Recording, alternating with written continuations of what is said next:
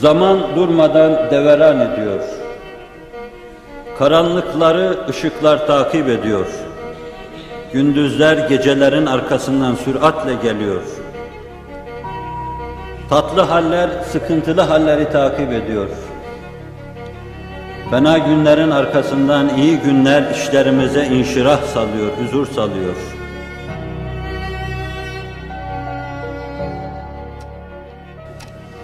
Allah zamanı eline takmış çeviriyor ve zaman dairevi olarak hareket ediyor. Zaman müstakim bir hat gibi gitmiyor. Bugün birilerine bayram, yarın başkalarına bayram.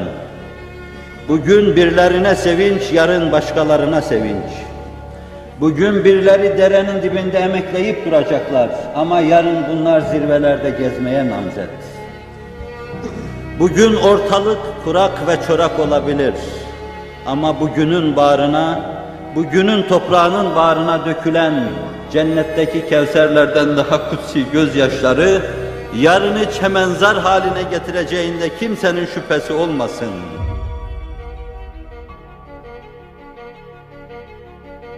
Sadık dostlarıyla görüşmeden sonra kardeşlerime selam dedi.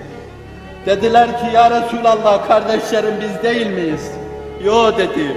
Onlar henüz gelmediler, gelecekler. Felaketlerin felaketleri kovaladığı devirde gelecek onlar. Yangınların yangınları kovaladığı devirde gelecek onlar. Dine bin bir tuzağın kurulduğu devirde gelecek onlar. Dine omuz verenlerin azaldığı devirde gelecek onlar. Bu işi taşıma boyunduruğunun yere konduğu devirde gelecek onlar. Onlar henüz gelmediler, onlara selam diyordu. Gözümüzü açtık, onu tanıdık. Onunla her şeyi tanıdık.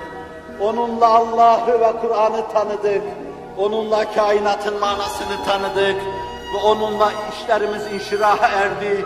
Kalplerimiz itminana kavuştu. İnşirah içinde istikbale ümitle bakıyor. Avazımız çıksa bütün dünyaya duyurmak istiyoruz. Ümit var olunuz. Şu istikbal-i murabatı içinde en yüksek ve gür sada Kur'an'ın sadası olacaktır. Daha batıda şimdiden duyulmaya başlamıştır.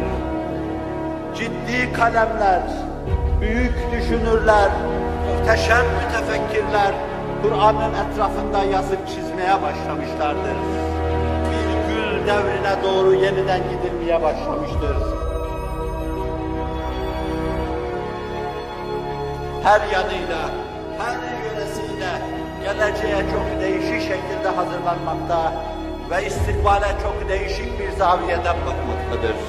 Bu bakış, bu düşünüş, bu tasavvurlar hakiki manasıyla bir gün bir yerde merkezleştiği zaman, ağırlığını bulduğu zaman insanlık tarihinde ve insanlık coğrafyasında değişik akımların meydana gelmesini göreceksiniz.